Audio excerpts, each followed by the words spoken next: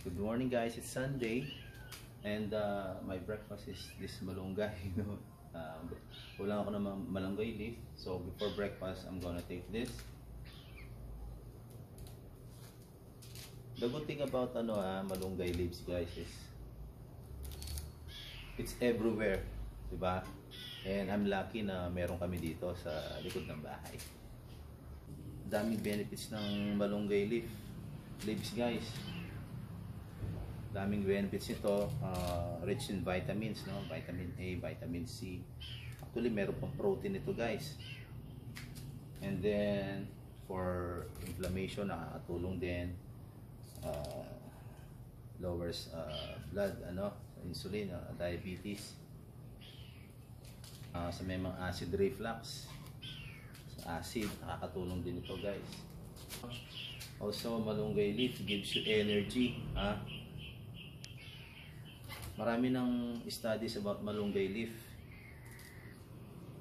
Marami kasi siyang health benefits, guys, no? So, yung iba, they boil it, no?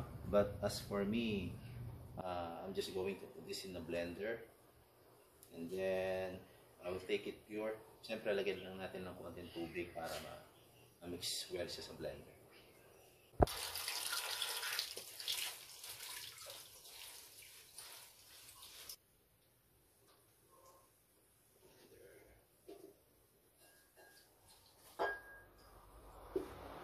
Just add water, 1 cup of water.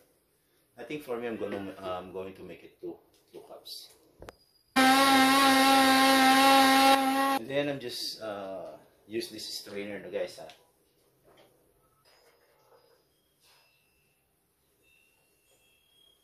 Here you go, pure malunggay juice. Okay, so much better.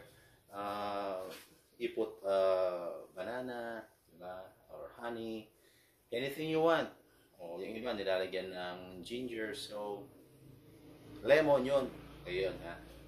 But for me, I'm gonna take it pure.